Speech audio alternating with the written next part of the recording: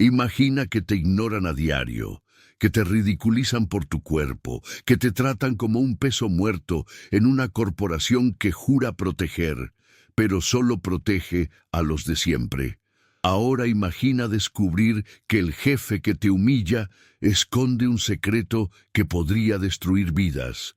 Esta es la historia real de una mujer obesa, policía de Ciudad Neza, que fue humillada, desacreditada y aislada, pero que tuvo el valor de hacer lo que ninguno de sus compañeros hizo: enfrentarse al sistema, enfrentarse a su propio comandante.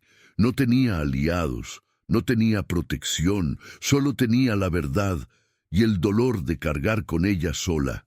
Si alguna vez te han tratado como una persona invisible, simplemente porque no encajabas en lo que los demás esperaban, entonces esta historia es para ti. Comenta abajo si alguna vez has experimentado prejuicios en carne propia. Suscríbete al canal si crees que la valentía necesita ser contada, incluso cuando proviene de quienes el mundo intenta silenciar. Porque hoy vamos a contar la historia que nadie quería oír, y tú no la olvidarás. En la comisaría 23 de Ciudad Neza, donde el sonido de las radios no cesaba y el polvo se acumulaba en las viejas persianas, la agente Miriam Loya llegó como de costumbre, 15 minutos antes de su turno. El sol se alzaba anaranjado entre los edificios de concreto gris, iluminando su silueta firme pero ignorada. Era una mujer obesa de 52 años, con el pelo oscuro siempre recogido en un moño práctico, un uniforme ceñido a su corpulento cuerpo y ojos que parecían reflejar el dolor de alguien que ya no esperaba ser llamado por su nombre. En la comisaría, sus compañeros la llamaban, cuando lo hacían, la Morsa. Siempre lo susurraban entre risas, como si fuera una broma inocente. Nunca lo fue. Miriam estaba sentada en su escritorio, junto al archivo, mientras los jóvenes oficiales intercambiaban chistes y cafés. Nadie compartía patrulla con ella. Decían que era lenta, que no cabía en la patrulla, que nadie quería morir intentando ayudar a la gorda. Pero nadie se lo dijo a la cara. Simplemente la ignoraron. Y esa era la peor forma de violencia. Sabía dónde estaban los papeles viejos, los registros olvidados, los nombres que no coincidían, porque nadie más los veía. Y en ese rincón de polvo y desdén, ella escuchaba, más que nadie. Esa mañana, el nuevo caso fue la desaparición de Lucía Ramírez, estudiante de enfermería de 19 años, vista por última vez en una esquina de la colonia Benito Juárez. La ciudad había aprendido a no esperar demasiado. Las mujeres desaparecían y casi nunca regresaban. El jefe de la comisaría, el comandante Javier Castañeda, era un hombre elegante, con el pelo impecablemente peinado hacia atrás y un traje que parecía más importante que cualquier placa. Hablaba con políticos, almorzaba con empresarios y aparecía sonriente en las portadas de los periódicos. No vio a Miriam. Nunca la vio, ni siquiera al pasar junto a ella. Pero esa mañana, algo en su rostro estaba tenso. Tenía los hombros rígidos, la mandíbula apretada. Llamó a los detectives principales a su oficina y dio un portazo. No llamó a Miriam. Claro que no. Ella era, oficialmente, ineficaz en el campo. Pero la puerta no estaba insonorizada. Y Miriam, desde su rincón, podía oír fragmentos, palabras, cosas que no encajaban. Si esto sale a la luz, estoy acabado. Ya he cubierto su nombre 2 veces. Alguien de alto rango está involucrado en esto, comandante. Miriam parpadeó lentamente, y allí, por primera vez en años, sintió algo diferente. Alguien intentaba ocultar un secreto sucio, y ella era la única con tiempo y ojos suficientes para verlo. Volvió a mirar la vieja computadora. Abrió la base de datos. Empezó a cruzar nombres, fechas, lugares. Lucía no era la primera persona que desaparecía en esa zona, pero los demás nombres habían desaparecido de los informes. ¿Cómo? ¿Por qué? ¿Quién se los llevó? El ventilador zumbaba perezosamente en lo alto, extendiendo Calor en lugar de alivio. Pero a Miriam no le importó. Por una vez, no era invisible para sí misma. Estaba viendo algo, y no iba a detenerse. La ciudad empezaba a hervir bajo el cielo azul grisáceo cuando Miriam Loya salió a su turno de calle. Aunque no tenía órdenes, no le habían asignado investigar nada, pero decidió por su cuenta visitar el lugar donde Lucía Ramírez había sido vista por última vez. Fue una de esas decisiones silenciosas que no requerían permiso, solo valentía y tiempo. Y Miriam tenía ambas cosas. El coche que conducía era viejo. El asiento crujía, la radio estaba descompuesta y el aire acondicionado echaba más polvo que alivio. Pero no se quejaba. Ese coche, el 14D, era el que siempre le daban.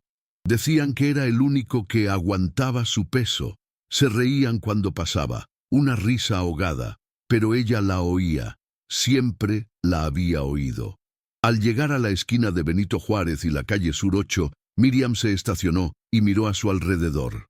La calle estaba concurrida, como siempre. Los vendedores ambulantes se codeaban con las motocicletas, las bocinas sonaban con impaciencia y el olor a tacos fritos y diésel se mezclaba en el aire. Bajó con cuidado, ajustándose el cinturón de herramientas. Caminó hasta el puesto donde Lucía había comprado un refresco momentos antes de desaparecer. ¿Conoce a esta joven?, preguntó, mostrando la foto de la niña impresa en papel normal. El vendedor, un hombre delgado, con ojos resacosos y dedos amarillos por la nicotina, miró rápidamente. Muchos pasan por aquí, pero nada más. Estaba nervioso, creo, como si alguien me siguiera. Dudó. Digo algo raro. ¿Qué dije? Que no podía volver, que ya me había avisado. Miriam frunció el ceño. ¿Quién es él? No lo digo, solo eso. Y luego se fue hacia allá. Señaló un callejón junto a una tienda de pinturas cerrada. La policía le dio las gracias y caminó hacia el callejón, anotando mentalmente los detalles. En el camino, se cruzó con dos policías más jóvenes que patrullaban. «Oye, Morsa, ¿te perdiste el camino al buffet?», gritó uno de ellos sin siquiera disimular la risa. La otra hizo un gesto obsceno con una botella de refresco, simulando que era una jeringa, como para decir que necesitaba que la drenen y no que la ayuden. No reaccionó. Nunca lo hizo. Pero la narradora lo sabía. El dolor de esas palabras ya no era sordo. Era una herida abierta que había aprendido a tapar con silencio y con investigación. Mientras tanto, en la comisaría, un grupo de agentes se reunió cerca de la oficina del comandante. Analizaban el caso solo superficialmente. Revisaban el diario de la víctima. Intentaban contactar con la familia, pero evitaban relacionarlo con otras desapariciones similares. Fue entonces cuando Miriam, de nuevo en su rincón con el expediente muerto, empezó a tachar archivos que nadie había mirado en los últimos 5 años. Encontró un caso sin resolver de abril de 2018. Nombre de la víctima: Jimena Torres. Joven, morena, estudiante, universitaria. Desapareció en la misma región. Y había una nota curiosa. El expediente se había cerrado por fuga voluntaria. No había cadáver. No había testigos. No se hicieron preguntas. Luego, Camila Ibarra, Ana Lucía Méndez, Rosario Delgado. Todos desaparecieron entre los barrios de Benito Juárez y Zaragoza. Todos clasificados como casos cerrados por falta de pruebas. Ninguno había sido investigado a fondo. Todos tenían expedientes académicos. Todos, de alguna manera, estaban vinculados a becas financiadas por la Fundación Progreso Justo. Miriam tecleó el nombre de la fundación en el sistema policial. Solo había un contacto registrado, una dirección comercial en el centro de Ciudad Neza, un edificio compartido con empresas fantasma. Y lo más alarmante, el representante legal era un tal Jorge Castañeda, hermano del comandante Javier Castañeda. Miriam se quedó congelada. Por eso se silenciaba el caso de Lucía. Por eso el comandante estaba inquieto. Por eso nadie quería investigar más a fondo. La conexión se produjo dentro de la propia comisaría. A la hora del almuerzo, los oficiales subalternos ocupaban la sala de descanso. Miriam entró, tomó un vaso de agua y oyó que las risas ahogadas cesaban al verla. ¿No te da vergüenza venir aquí después de desobedecer órdenes, Loya?, preguntó el oficial Ramírez, uno de los lameculos del comandante. No estabas desobedeciendo, solo seguía mi instinto, respondió Miriam con firmeza. ¿Instinto de elefante?, dijo otro, estallando en carcajadas. Mira quién quiere jugar al detective. Quizás alguien debería hacerlo, ¿no crees?, dijo, mirando a Ramírez a los ojos.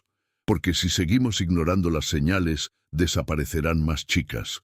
Quizás eso no importe. El silencio se apoderó de todo. Uno de los novatos apartó la mirada. Otro fingió no oír. Ramírez simplemente rió y dijo: «Ten cuidado, Loya. Estás tocando asuntos que no te incumben. Ya había bastante vergüenza en esta comisaría». Fue en ese momento cuando Miriam decidió no dar marcha atrás. Sabía dónde estaba parada. Sabía que si tocaba la tierra de los Castañeda podría perderlo todo, o algo peor. Pero también sabía que era la única que realmente estaba analizando los datos, los patrones, los nombres olvidados. Esa noche, en casa, Miriam revisaba los periódicos en la mesa de la cocina. La televisión estaba en las noticias locales, pero apenas prestó atención, hasta que escuchó algo que la hizo voltear la cabeza. La Fundación Progreso Justo recibe un nuevo premio por promover la educación femenina en el Estado de México. El premio fue entregado por el gobernador en una ceremonia privada. En la pantalla, allí estaban Javier Castañeda y su hermano Jorge, sonriendo como santos. Miriam se levantó lentamente, apagó el televisor y respiró profundamente. Los estaban celebrando mientras encubrían desapariciones, y de repente se encontró recordando su infancia, el día en que, a los 10 años, se cayó frente a la escuela y todos se rieron.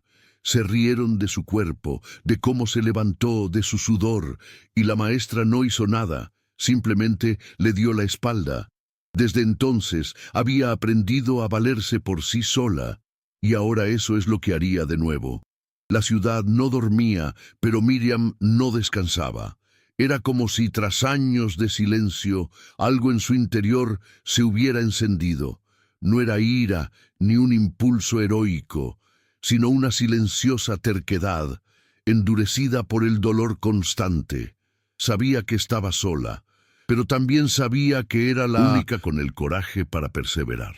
A la mañana siguiente, antes de que el reloj marcara las 6, Miriam ya estaba sentada en la destartalada sala de archivos de la estación, apilando carpetas viejas, informes inconexos y notas manuscritas. La luz fluorescente del techo parpadeaba, como si incluso ella dudara en iluminar ese rincón olvidado. El suelo estaba frío, el aire olía a moho y burocracia. Pero allí era donde dormían las verdades, y donde ella las despertaría. Una serie de demandas reveló más que irregularidades, mostró un patrón silencioso. Entre 2016 y 2024, 17 jóvenes desaparecieron en condiciones casi idénticas. Todas mujeres, todas estudiantes, todas vinculadas, directa o indirectamente, a la Fundación Progreso Justo. Pero ninguno de estos nombres se mencionó en ningún informe. Nada conectó una investigación con otra. A propósito, los informes habían sido firmados por diferentes detectives en distintos momentos, pero 3 nombres se repetían en todas las investigaciones: el subcomandante Velasco, el oficial Ramírez y, finalmente, el comandante Castañeda. Miriam cerró los ojos un instante, sintiendo el peso de cada nombre. No era casualidad, era un encubrimiento sistemático. Pero ¿quién la escucharía?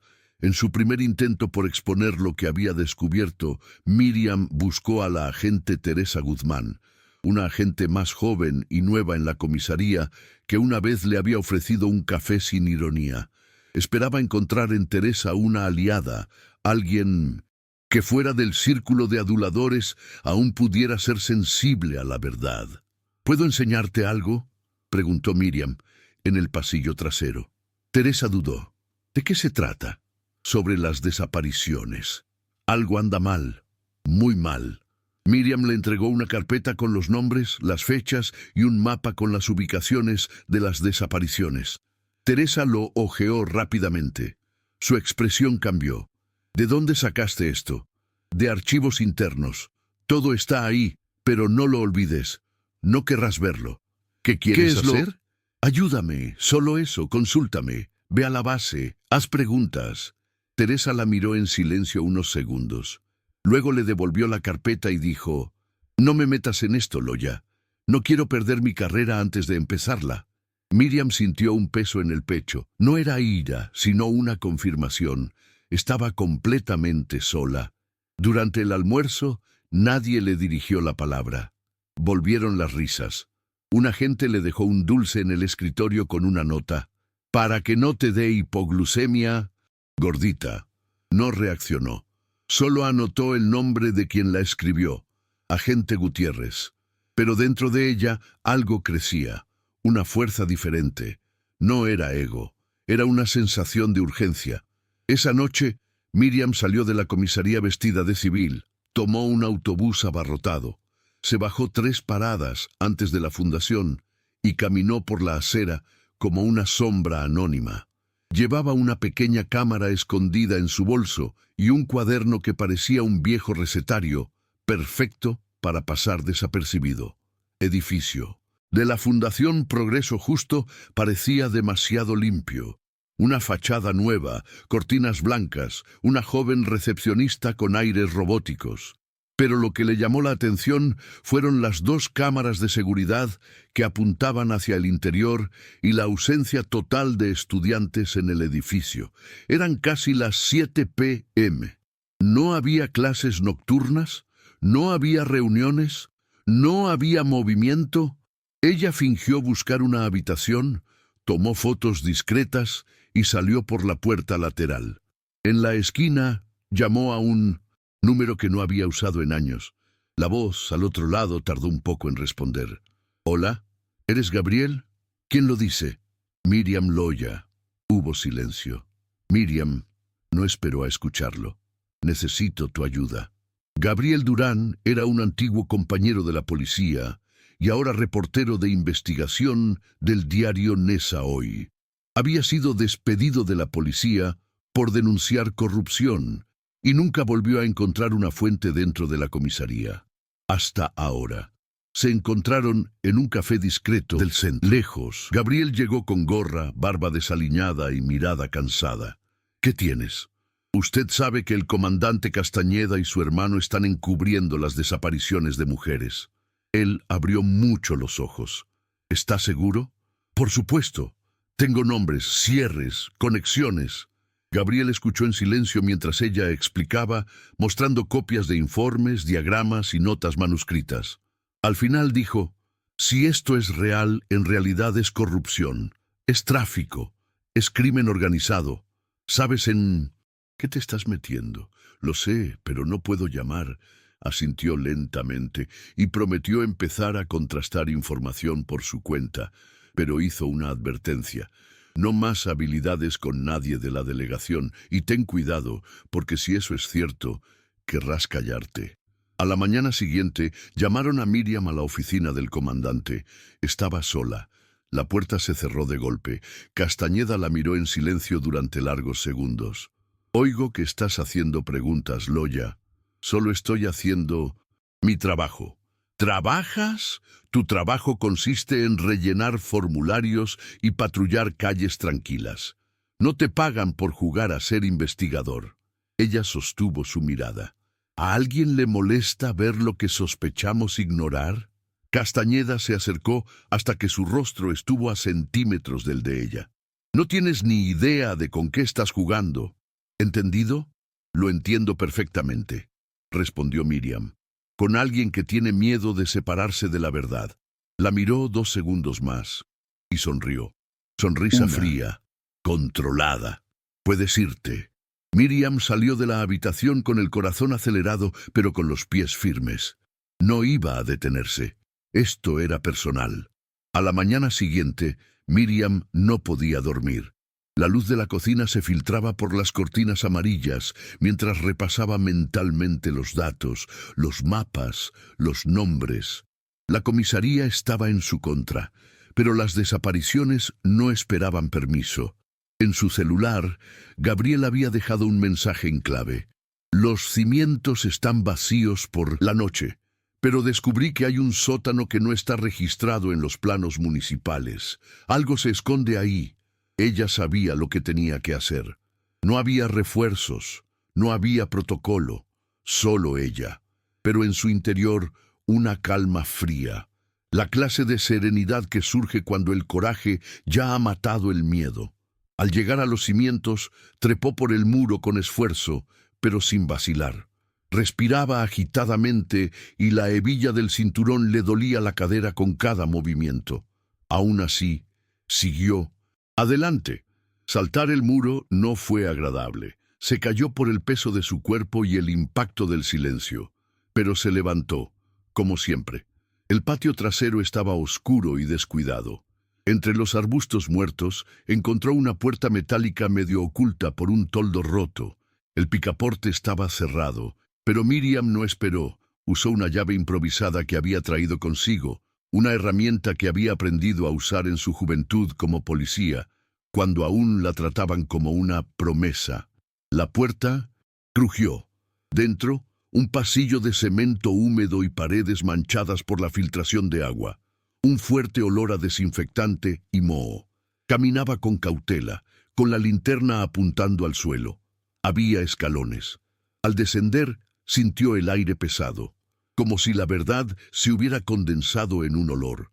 Un espacio de unos 30 metros cuadrados, sin ventanas. En la esquina, rejas. Era una celda. No había nadie, pero había marcas, colchones sucios, cadenas, ropa de mujer. Y, lo peor de todo, una carpeta con fotos e información sobre 9 mujeres desaparecidas. Con manos temblorosas, Miriam lo grabó todo.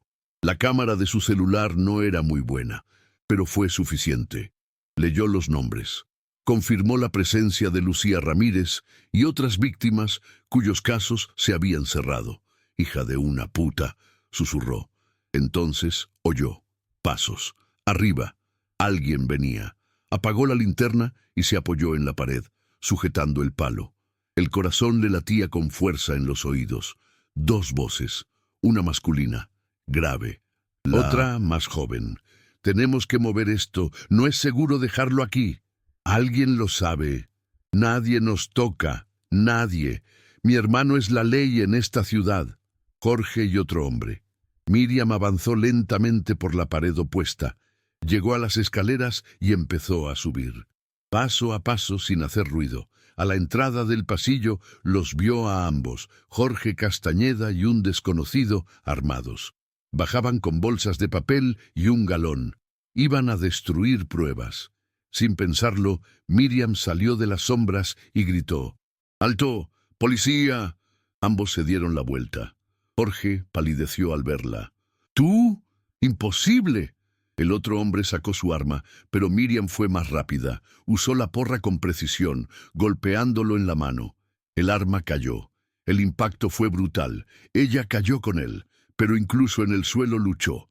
Los dos rodaron. El hombre intentó inmovilizarla, pero Miriam, con un grito que era más que dolor, era un arrebato contenido, lo empujó con el peso de su propio cuerpo, aplastándolo contra el suelo. Se desmayó. Jorge corrió. Miriam intentó seguirla, pero tenía la pierna herida. Aún así, se arrastró hasta la puerta. Gritó a la calle: «¡Necesito apoyo! ¡Policía! ¡Crimen en curso!». Una señora de un edificio vecino lo vio. Gritó. Llamó a emergencias. En 10 minutos llegaron las patrullas. En la comisaría, caos. Jorge fue arrestado e intentó usar el nombre de su hermano, pero Miriam entregó el video. Los registros, los archivos, las fotos. No había forma de negarlo. La fundación era una fachada para una red de tráfico de personas. Y el comandante era cómplice. Castañeda fue expulsado de inmediato, pero antes de irse, se cruzó con Miriam en el pasillo. «Esto no te convertirá en una heroína». Ella lo miró, sin ira, sin arrogancia. «Nunca quise ser una heroína, solo quería que nadie más desapareciera». Salió entre abucheos. Esa misma noche, Gabriel publicó el informe con pruebas y declaraciones anónimas. México amaneció con la noticia en todos los periódicos. Policía con sobrepeso descubre narcotráfico, oculta dentro de su propia comisaría. Su foto, tomada a distancia, la mostraba sudada, con el uniforme roto y la porra en la mano. Y aún así, sonreía. Si tú también sabes lo que es ser desacreditado solo por existir, regístrate ahora. Te contamos lo que nadie se atreve a mostrar. Y si alguna vez te han llamado lento, feo o incapaz, comenta abajo. La historia de Miriam es más común de lo que parece, pero solo se hace visible cuando hablamos de ella. A la mañana siguiente del arresto de Jorge Castañeda y del descubrimiento de la celda oculta en la parte trasera de la fundación, la comisaría número 23 lucía diferente, o al menos así lo aparentaba. Los pasillos estaban más tranquilos, las miradas más discretas. Pero Miriam lo sabía. El silencio ahora no era desprecio, sino miedo. Entró, como siempre, antes que todos. Caminaba con paso firme, aún cojeando por la caída del día anterior, pero con la frente en alto. No como quien busca aplausos, sino como quien conoce el precio de haber dicho la verdad. La puerta de la oficina del comandante estaba abierta. Un nuevo nombre en la placa: Comandante Interina Reyes. Una mujer de mediana edad, pragmática en su mirada y de porte militar. Miriam ni siquiera tuvo tiempo de sentarse. La llamaron de inmediato. «Oficial Loya», dijo Reyes con firmeza. «Necesito que sepa que sus acciones evitaron una tragedia». «Gracias», respondió Miriam secamente. «Pero también necesito que sepa que hay gente que quiere borrar esto. Está en el centro de una guerra política». Miriam asintió. Lo supo desde el momento en que bajó a ese sótano. «Seguirás en el caso, pero bajo vigilancia y con refuerzos. No quiero protección. No es una oferta, es una orden». El comandante le entregó un sobre con documentos. Nuevas denuncias anónimas que habían surgido desde la noticia. Más nombres, más familias y una nueva pista. Una mujer que había escapado de un cautiverio similar 3 años antes, pero que nunca declaró. Su nombre, Elena Suárez. Dirección, Tláhuac, afueras de Ciudad de México. Miriam salió en el coche oficial acompañada de un nuevo compañero, el agente Navarro, joven de piel clara y mirada vacilante. Durante el trayecto permaneció en silencio hasta que, al cruzar el segundo peaje, dijo: «Vi lo que hiciste. Mucha gente lo vio, pero yo lo vi de verdad. Podrías haber muerto». Miriam miró por la ventana. «Todos morimos un poco cuando nadie cree en ti». Silencio. «Me recuerdas a mi madre», dijo de repente. Ella también era grande, también la humillaron durante años, pero un día dijo: «Basta», y todo cambió. «¿Y está bien?», preguntó Miriam. «Sí, trabaja de cocinera en una escuela, y es la persona más fuerte que conozco, después de ti». Ella sonrió por primera vez en mucho tiempo. Llegaron a casa de Elena a primera hora de la tarde. Una casa sencilla de 2 pisos, con paredes pintadas de grafiti y cortinas improvisadas. Una mujer abrió la puerta, un rostro envejecido, en cuerpo frágil, pero con ojos que denotaban guerra. «No doy entrevistas», dijo, antes de que siquiera escucharan el motivo. «No vinimos a una entrevista, vinimos a pedir justicia». Elena dudó. Miró a Miriam de arriba abajo. «¿Eres la mujer de la tele?» «No de la tele, de la calle, del sótano». Elena respiró hondo. Abrió la puerta. Dentro de la casa las paredes estaban desnudas y olía a incienso y desinfectante. En la trastienda, Elena guardaba un cuaderno con notas manuscritas. Me escapé en 2021. Me dejaron escapar. Querían que me callara. ¿Por qué?, preguntó Miriam.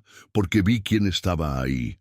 Elena mostró sus fotos antiguas. Una mostraba a un hombre sonriente con niños durante una campaña de la fundación. Detrás de él estaba el mismo símbolo que Miriam había encontrado en el sótano. Ese era el financista de los programas. ¿Jorge? No, otro, un político, el diputado Óscar del Valle. Miriam se quedó paralizada. El nombre le sonaba. Del Valle era aliado de Castañeda desde hacía mucho tiempo. El escándalo ahora podría trascender los límites de la ciudad y llegar al Congreso Nacional. De vuelta en la comisaría, Miriam le llevó el nuevo material al comandante Reyes. Pero la recepción no fue muy cálida. Has cruzado una línea peligrosa. Estoy haciendo lo correcto. Lo correcto puede ser mortal, Loya, sobre todo en año electoral. Entonces que me maten, pero no se lleven a nadie más. Esa noche, Miriam llegó a casa y encontró la puerta entreabierta. Su corazón latía con fuerza. Entró con cuidado, porra en mano. Todo parecía estar en su sitio, hasta que vio el espejo de la sala. Estaba roto. Y sobre la mesa, una nota con letras recortadas de una revista. Olvídalo, gordito, o serás el siguiente. Se sentó en el sofá, respirando con dificultad, pero no lloró. No porque no tuviera miedo, sino porque el miedo ya no controlaba sus pasos. En los días siguientes, Miriam comenzó a preparar un expediente completo. Con la ayuda de Gabriel, el agente Navarro y, sorprendentemente, la propia Teresa Guzmán, la misma que antes se había negado a ayudarla, Teresa la buscó en el patio con la mirada baja. Lo siento, fui un cobarde. ¿Y ahora qué? Ahora quiero arreglarlo. Las tres mujeres pasaron horas conectando documentos, analizando rutas y cruzando datos. Descubrieron que la trata estaba vinculada a una red internacional de adopción ilegal, con sucursales en Guatemala, Panamá y Estados Unidos. Las niñas desaparecidas no murieron, fueron vendidas. Miriam se le revolvió el estómago. Tratan las vidas como mercancía. Al final del quinto día, el comandante Reyes tocó a la oficina de Miriam. Acabo de recibir un aviso. Te están transfiriendo. ¿Por qué? Presión de los altos mandos. Quieren sacarte de circulación. No lo aceptaré. No tienes elección. Sí, lo sé. Tengo demasiadas pruebas, y toda una ciudad está empezando a verlas. Reyes dudó. Luego le extendió un sobre. Nadie sabe de esto, pero aquí está la dirección de una bodega en 1900. Ecatepec. Según una denuncia anónima, es el punto final del plan. ¿Por qué me das esto? Porque aunque me obliguen a callarte, sigo teniendo una hija, y no quiero que sea la próxima Lucía. Miriam tomó el papel. Necesito un equipo. Ya tengo uno. Navarro, Teresa y quien tenga el valor. Ella sonrió, y por primera vez no se sintió sola. Al día siguiente, antes del amanecer, Miriam se puso su uniforme como si fuera una armadura. Le dolía el cuerpo, las marcas en los brazos aún le ardían. La presión política era una sombra constante, pero había algo que ya nadie podía arrebatarle: su convicción. La misión era clara: investigar la bodega en Ecatepec, donde supuestamente operaba la última parada de la ruta encubierta de tráfico de personas de la Fundación. El nuevo equipo, compuesto por ella misma, Teresa Guzmán, el oficial Navarro y dos agentes civiles de confianza de Gabriel, partió en silencio, sin informar a la comisaría. El operativo no estaba autorizado oficialmente, y por eso mismo era más necesario que nunca. El almacén estaba en las afueras, rodeado de terrenos baldíos y edificios sin terminar. A su alrededor había alambre de púas, basura acumulada y perros sueltos. Desde fuera, el lugar parecía abandonado, pero dentro, según el informante, había movimiento. y había mujeres cautivas. Miriam y el equipo se posicionaron discretamente. Teresa estaba a cargo de vigilar las salidas. Navarro permaneció junto al coche, listo para actuar, mientras Miriam y uno de 1900. Los civiles se acercaban por un lado. Llevaba una cámara en el chaleco. Su corazón latía lenta y firmemente. No era miedo, era pura alerta. Al entrar, encontraron habitaciones vacías, pero con señales de ocupación reciente. Platos sucios, colchones amontonados, ropa interior femenina. Al fondo, una puerta cerrada. Cuando lograron entrar, lo que vieron fue insoportable.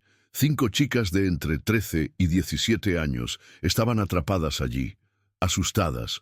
Una de ellas temblaba tanto que no podía hablar. Miriam se arrodilló frente a una de ellas. «Estás a salvo. Terminé. Soy policía». La niña lloró sin poder creerlo.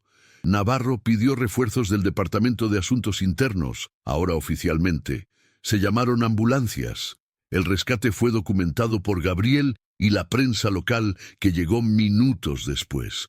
Fue el final de un ciclo, o al menos debería haberlo sido. 2 horas después, la historia cambió. Mientras los periódicos elogiaron la acción, el Departamento de Seguridad anunció que la operación había sido ilegal, realizada sin orden judicial, y que por tanto todo el proceso quedaría invalidado. Peor aún, Miriam fue suspendida indefinidamente. El comunicado oficial denuncia abuso de autoridad, exposición indebida de la imagen de las víctimas y violación del protocolo. Teresa se quedó atónita. Navarro intentó protestar, pero Miriam, al oír la noticia en la televisión de la comisaría, no dijo ni una palabra. Ella simplemente miró la pantalla y entendió. El sistema estaba reaccionando. Esa misma noche la citaron al Departamento de Asuntos Internos. La sala estaba fría, iluminada por fluorescentes. 3 hombres con corbata, una mujer anónima tomando notas y un fiscal con voz de mármol. «Oficial Miriam Loya», comenzó. «¿Entiende usted la gravedad de actuar sin orden judicial? Entiendo la gravedad de ver a las niñas atrapadas como ganado y sin hacer nada. No es ese el problema. Estamos hablando de procedimientos. ¿Y las vidas? Los procedimientos garantizan que las vidas estén protegidas». Ella sonrió irónicamente. «¡Oh, escondido!».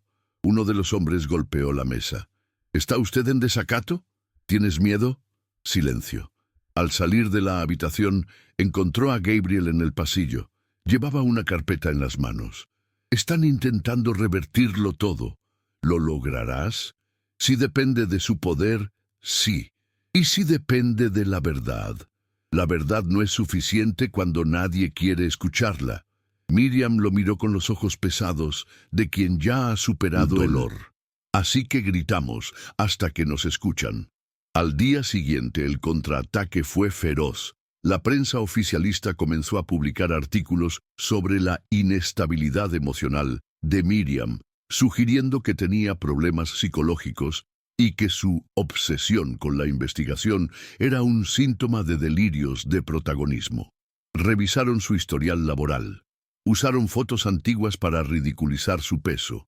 Entrevistaron a expolicías que la humillaron como fuentes confiables. La mujer que salvó vidas ahora fue retratada como desequilibrada. En la calle, algunos la reconocieron, algunos la abrazaron, otros la insultaron. Una tarde, cuando salía de la panadería, una mujer bien vestida escupió al suelo y dijo: «Debiste haberte callado. Es tu culpa que investigaran a mi cuñado». Miriam respondió con solo la mirada, pero en su interior el pecho le ardía, no de vergüenza, de impotencia. Sola en casa, permaneció sentada durante horas en silencio, sin cámaras, sin uniforme, sin protección, solo el eco de risas pasadas, de las veces que se rieron de su cuerpo, de su voz, de su lentitud. Ahora se reían de lo que hacía, pero había algo que nadie podía quitarle: lo que veía. Tomó la libreta con los nombres, miró a las niñas rescatadas. Pensó en las que seguían desaparecidas y comprendió. Podría ser suspendida, ridiculizada, borrada, pero no silencioso. A la mañana siguiente, fue al sindicato de policía, se llevó todos los documentos, entregó pruebas a los diputados de la oposición, concedió una entrevista exclusiva a una radio comunitaria. Ella lo expuso todo, sin maquillaje, sin edición.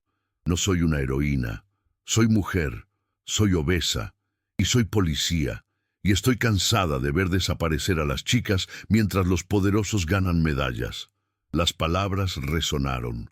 Si me van a suspender por prevenir un delito, que me suspendan. Pero sepan que fue una mujer invisible quien salvó lo que nadie quería ver. Esa noche, la etiqueta "Justicia para Miriam" se volvió tendencia. Miles publicaron fotos con las manos en alto y la frase "A mí también me desacreditaron por existir". El clímax de la injusticia se había convertido en el comienzo de una revuelta colectiva. 2 días después de la suspensión, Miriam se despertó a las 6 de la mañana por un sonido que no había oído en mucho tiempo: aplausos. Ni aplausos en televisión, ni me gusta en redes sociales. Aplausos de verdad, en la calle. Abrió la ventana de su modesta casa y vio lo que no esperaba: mujeres. Unos 40 de ellos en la acera, algunos jóvenes, otros mayores, algunos con uniforme escolar, otros con bata de laboratorio, otros con camisetas escritas a mano: "Miriam nos representa". Cuerpo gordo, gran coraje, justicia para los invisibles. Una señora de cabello gris alzó la voz: "Loya oficial, gracias, para todos los que no regresaron". Y entonces todos repitieron al unísono: "Gracias". Miriam se tapó la boca con la mano, lloró en silencio, pero esta vez no era de dolor. Fue una época de reconocimiento sin vigencia. La movilización no se detuvo ahí. Ese mismo día, Gabriel publicó un nuevo artículo con los audios grabados por Miriam durante el rescate, incluyendo las conversaciones grabadas en el almacén. La conmoción fue inmediata. La versión oficial del gobierno cayó en descrédito. Los diputados comenzaron a pedir una CPI. Las ONG exigieron el retorno inmediato de la policía a su puesto. El comandante Reyes, quien había estado bajo presión para despedir definitivamente a Miriam, fue a recibirla con la mirada baja. Intentarán convertirlo en un símbolo. No soy un símbolo. Lo sé. Eres real, y eso es lo que les asusta tanto. El 15 de junio, el Congreso abrió una audiencia pública de emergencia sobre la trata de personas. Miriam fue convocada. Subió al púlpito con el uniforme arrugado, el cuaderno en las manos y el rostro descubierto, sin maquillaje, sin formación en medios, solo ella. Y cuando habló, no lo hizo con enojo. Fue con algo mucho más poderoso: convicción tranquila. Durante años me ignoraron, me ridiculizaron, me llamaron lenta, gorda, inútil. Pero mientras se reían de mí, yo escuchaba. Vi lo que nadie más quería ver. Y un día vi demasiado, y ya no podía fingir que no lo veía más. Hubo silencio. No quiero aplausos. No quiero que desaparezcan más chicas porque alguien poderoso le teme a la verdad. Y entonces Miriam hizo algo que no estaba en el guión. Abrió su cuaderno y leyó, uno por uno, los nombres de las mujeres desaparecidas. Cada nombre, cada edad, cada barrio. 23 nombres. Estas no son estadísticas, son vidas, y son estas vidas las que llevo en el pecho, mucho más que cualquier insignia. La sala estalló en aplausos, incluso los más cínicos, aquellos que todavía miraban con desprecio su apariencia y su audacia, guardaron silencio. En los días siguientes, los resultados empezaron a llegar en cadena. Jorge Castañeda fue imputado por secuestro, tráfico y lavado de activos. Excomandante Javier Castañeda fue detenido preventivamente por encubrimiento y prevaricación. Al diputado Óscar del Valle le suspendieron el fuero especial y se fugó del país.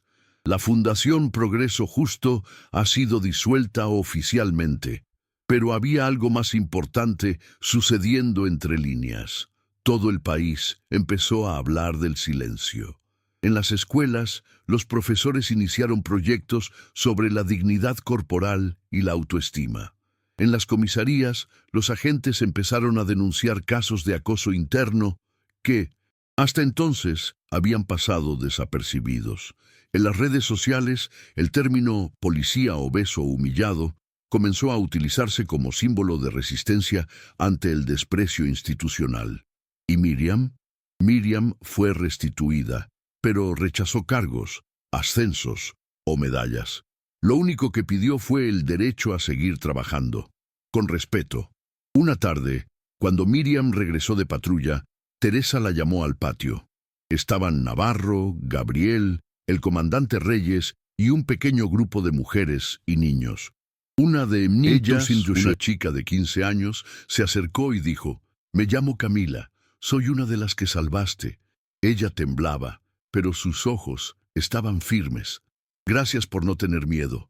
Miriam se agachó, tomó su mano y respondió: «Tenía miedo, sí, pero no me detuvo, y tú tampoco dejarás que te detenga». Camila sonrió. «Quiero ser policía, como tú». Miriam le devolvió la sonrisa. «Entonces ven, el mundo lo necesita». Esa noche en su casa, Miriam por fin apagó la luz de la cocina sin miedo. Por primera vez, ninguna voz burlona en su cabeza. No había otro peso que su cuerpo. E incluso ese cuerpo ahora llevaba algo nuevo. Dignidad sentida, no concedida. Miró el espejo roto que aún no había arreglado y decidió dejarlo así, para nunca olvidar quién era y a lo que se enfrentó. La mañana en que Miriam recibió una condecoración oficial fue la más tranquila de su vida. El cielo en Ciudad Neza estaba despejado, el aire seco y el calor ya subía en las aceras. Salió de casa con el mismo uniforme de Mindoris siempre, sin maquillaje, sin adornos. Lo único diferente era el maletín de cuero que llevaba cerca del pecho. Dentro estaban los nombres de las chicas desaparecidas. La ceremonia se llevará a cabo en el Palacio Municipal. Se trata de un evento público, transmitido en vivo, con la presencia de autoridades, periodistas y familiares de las víctimas. Justo en la entrada vio las caras. Teresa, junto a su pequeño hijo, Navarro, con los ojos hinchados por la emoción. Gabriel, con la cámara en la mano quieto, firme. Y al fondo, en el pasillo reservado, varios de los mismos oficiales que la habían humillado. Sí, allí estaban, con uniformes almidonados, con sonrisas cínicas, los mismos que la llamaban lenta, gorda e inútil. Y ahora la aplaudieron. El maestro de ceremonias anunció: «Invitamos al escenario a la agente Miriam Loya, símbolo de resistencia, valentía y servicio público ejemplar. Una mujer que, contra el silencio, gritó, contra la negligencia, actuó, y contra los prejuicios. Aplausos, muchos aplausos, incluso de quienes nunca la habían visto a la cara. Miriam subió al escenario con paso firme. El alcalde del pueblo, que no la conocía, le tendió la mano. Ella se la estrechó, pero no sonrió. «Oficial Loya», dijo, «en nombre de la ciudad le pedimos disculpas. Por el silencio, por la humillación, por la ceguera institucional». Miriam lo miró y respondió sin levantar la voz: «Las disculpas no salvan vidas. Las acciones sí. Las palabras por sí solas aumentan el eco de la injusticia». Hubo un segundo de silencio en el aire y luego más aplausos. Tras la ceremonia la citaron para una entrevista especial con un locutor nacional. El reportero era joven, elegante y nervioso. «Oficial Loya, ¿qué se siente al ser considerada una heroína nacional hoy en día?» «Incómodo». «¿Por qué?» «Porque cuando más necesitaba apoyo, nadie me veía. Ahora me ven como un escaparate. Pero ser un símbolo no me interesa. Quiero ser un puente. Para otras mujeres, para otras historias». De vuelta en la comisaría, Miriam recibió flores, chocolates, notas. Algunos sinceros, otros oportunistas. Pero lo más impactante fue el encuentro inesperado. Ramírez, el oficial que más la había humillado en el pasado, la esperaba en el pasillo, cabizbajo, sin uniforme. Oficial Loya, yo... No necesito una disculpa, Ramírez, pero solo necesitas saber que tenías miedo, y por eso me burlaba de usted. Usted era todo lo que yo no podía ser. Asintió, fuerte, casi avergonzado. Él, eso no me excusa, lo sé, pero me da vergüenza. Miriam miró por un segundo, luego respondió, solo obtendrás mi respuesta cuando defiendas a una mujer como yo. La próxima vez que ridiculicen a alguien delante de ti, ponte a su lado, porque la valentía no es gritar cuando todos gritan, es ponerse de pie cuando todos ríen. Ramírez bajó la cabeza. Al día siguiente Miriam recibió una oferta, un puesto de liderazgo en un nuevo grupo de trabajo para combatir la trata de personas en el Estado. Ella estaría al mando, tendría un equipo, un salario más alto, posición social. Ella le dio las gracias y se negó. No quiero una oficina, quiero la calle. Quiero poder seguir escuchando lo que nadie quiere oír. Por la tarde, la llamaron a una escuela pública de Ciudad Neza. Los estudiantes querían regalarle un mural pintado a mano. En el patio, decenas de niñas de todos los colores, cuerpos y voces sostenían carteles. Y en el mural, su dibujo. Uniforme, pelo recogido, rostro serio. Y debajo, una frase pintada. No solo salvó a las niñas, salvó el silencio. Miriam tocó el mural con las yemas de los dedos, y por primera vez desde que todo empezó, sonrió con todo su cuerpo. Pero no todo fue alivio. Esa misma noche regresó a casa y encontró una nueva nota en la puerta. Esta vez estaba escrita en cursiva, sin amenazas, solo una frase. Puede que hayas ganado el titular, pero la cadena sigue respirando. Miriam sintió que su estómago se hacía más pesado. La guerra estaba lejos de terminar, y tal vez nunca terminaría, pero ahora ya no estaba sola, y eso lo cambió todo. Habían pasado 2 meses desde la ceremonia. Los titulares habían cambiado, las redes sociales habían quedado en silencio, los aplausos habían cesado, pero Miriam se quedó. Cada mañana, a las 6:10, caminaba por su calle habitual, con su mochila a la espalda, un uniforme limpio, el pelo recogido y su viejo cuaderno en el bolsillo izquierdo. No había prensa, no había fotógrafos, solo estaba ella y la ciudad que volvía a moverse. En la comisaría, su escritorio había sido trasladado del fondo del archivo a la sala de investigadores. Un espacio pequeño pero luminoso, con ventana, con café. Teresa y Navarro trabajaron con ella en un silencio productivo. Ya nadie se reía de su presencia, pero tampoco había reverencia, y Miriam lo prefería así. Una mañana recibió una llamada, la madre de Lucía Ramírez. Señora Loya, solo llamo para decirle que mi hija... Miriam se quedó paralizada. Se incorporó lentamente, su corazón latía aceleradamente. ¿Dónde estás? En un centro de apoyo en Puebla. Un voluntario la reconoció por las noticias. Está recibiendo ayuda. Está débil, pero está viva. Miriam respiró profundamente. Gracias, gracias por decírmelo. No, gracias a ti, porque sin ti estaría rezando por un cuerpo. Y colgó. Miriam permaneció en silencio durante casi 20 minutos. Luego abrió su cuaderno y escribió: Lucía vive. Semana siguiente regresó al barrio donde creció. La escuela seguía allí, la misma pared llena de grafitis, la misma puerta de hierro. Pasó por la acera donde, a los 10 años, resbaló y cayó, y escuchó las risas. Ese día nadie la ayudó a levantarse. Ahora, años después, pasó por allí y escuchó una voz infantil. «Mamá, mira, eres la señora de la televisión. Buena policía». Ella se dio la vuelta. Una chica con trenzas y uniforme escolar le sonrió. Miriam le devolvió la sonrisa y siguió, caminando, porque hay heridas que nunca desaparecen, pero dejan de doler cuando aprendes a sobrellevarlas. Una noche lluviosa, ya en casa, Miriam escuchó que llamaban a la puerta. Era Gabriel.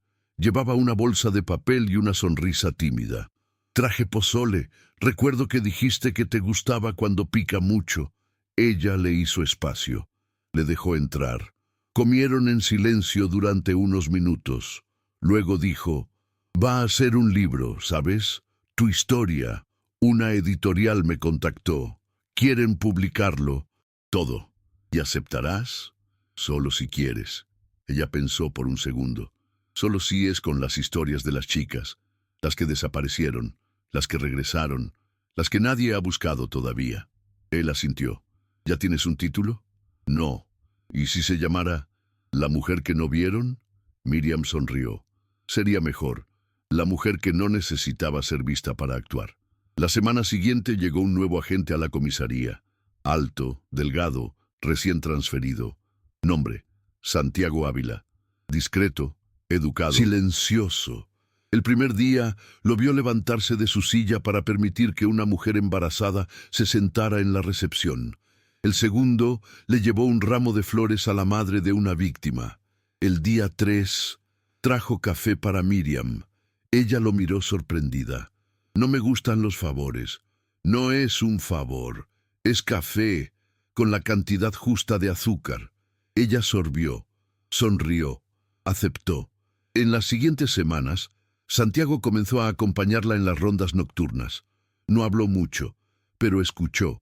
Y poco a poco empezó a hacerse las preguntas adecuadas. «Siempre has sido así de tranquilo. ¿Duermes bien? ¿Crees que un policía necesita ser fuerte o necesita ser honesto?» Miriam respondió sin prisa.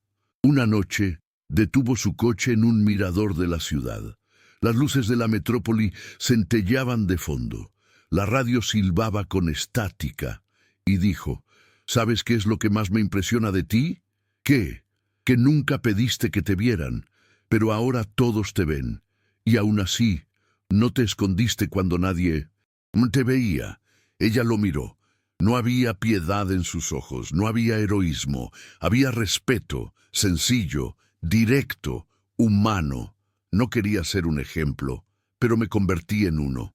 Solo quería seguir siendo lo que siempre he sido». «¿Y qué es eso?». Miriam respondió mirando al horizonte. «Una mujer gorda, con una ira justificada y con el valor suficiente para seguir adelante, incluso cuando el mundo quiere que me rinda». Él no respondió. Simplemente se quedó allí, a su lado. De vuelta en la comisaría esa, abrió el cuaderno una vez más y escribió: «Quizás por fin me estén viendo, pero eso no cambia quién soy. Solo me recuerda que nunca me equivoqué al seguir». Cerró el cuaderno y durmió tranquilamente. Ha pasado un año desde la primera pista anónima que Miriam encontró en el fondo de un cajón polvoriento. Un año desde que decidió actuar sola. Un año desde que el mundo intentó negar su verdad y fracasó. Hoy, Miriam sigue activa, misma comisaría, mismo uniforme, mismo cuaderno. Su escritorio tiene 2 retratos en marcos baratos. Uno, de Lucía Ramírez, sonriendo junto a su madre, ya recuperada, que estudia enfermería en Puebla. El otro, de un grupo de niñas rescatadas de la bodega de Ecatepec, todas con pulseras de colores y dibujos en sus manos, símbolo del albergue donde ahora viven seguras. Cada día, al sentarse, Miriam toca los 2 retratos con las yemas de los dedos, como diciendo: «No te he olvidado y nunca lo haré». La ciudad ha cambiado, al menos un poco. La comisaría 23, antes conocida como la más negligente de Neza, es ahora un referente en la atención a víctimas de violencia de género. La sala donde se almacenaban los expedientes de las víctimas se ha convertido en el centro de escucha Loya, un espacio reservado para mujeres que desean presentar denuncias de forma segura y anónima. El mural escolar se replicó en otras 6 instituciones. Y en marzo, durante el mes de la mujer, un grupo de chicas solicitó al ayuntamiento que cambiara el nombre de una plaza, Hoy, la antigua Plaza Constitución se llama Plaza Miriam Loya. Miriam no fue a la inauguración, se quedó de patrulla. Solo dijo: no necesito una señal, necesito que no olvides por qué tengo una señal. En casa, todo sigue sencillo. La misma cortina, la misma estufa, el mismo espejo roto en la sala. Todavía lo mira todos los días, pero ahora, en lugar de ver defectos, ve recuerdos. Cada grieta en ese cristal es un recordatorio del viaje, del silencio, del grito, de la lucha y de permanencia.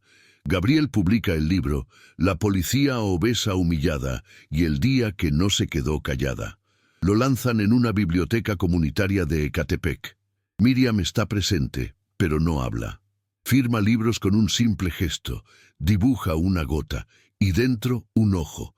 Y cuando una niña le pregunta qué significa, ella responde: es lo que queda de mí, incluso cuando todos me borraron, la lágrima que viste y el ojo que no se cerró. Teresa sigue siendo una aliada. Navarro fue ascendido. ¿Y Santiago Ávila? Sigue compartiendo patrullas nocturnas con Miriam. No son pareja, no se han besado, pero comparten silencios como si compartieran refugio. Una noche, al final de una ronda, dice: ¿crees en la felicidad? Miriam piensa. Mira el cielo nublado y responde: creo en el descanso. La felicidad, quizá sea eso, dejar de luchar un momento y no sentirme culpable. Él sonríe, le toma la mano. No hay romance, pero hay un amor más raro, el profundo reconocimiento. Epílogo. Final. 2 años después. Miriam camina por una calle común y corriente. Un grupo de jóvenes policías la pasa. Uno de ellos, al verla, endereza su postura. Es ella, ¿verdad? OMS, la mujer que atrapó los fantasmas que los hombres pretendían que no existían. La saludan, ella saluda, sigue adelante. En su bolsillo, su libreta de siempre, llena de nombres, llena de detalles, pero con una nueva página en blanco, esperando, porque la lucha nunca terminó. Pero ahora ya no se libra sola. Si esta historia te conmovió, comenta abajo. Cuéntanos, ¿qué parte te impactó más? ¿Alguna vez te han desacreditado, humillado o invisibilizado como Miriam? Deja tu historia. Compártela con alguien que necesite leerla. Y si tú también crees que no es el cuerpo lo que define la fuerza, sino lo que lleva dentro, regístrate ahora, porque aún tenemos muchas historias que contar, y esta fue solo la primera de muchas. Nos vemos la próxima vez que nos sumerjamos en las sombras y la luz de la realidad que nadie quiere mostrar.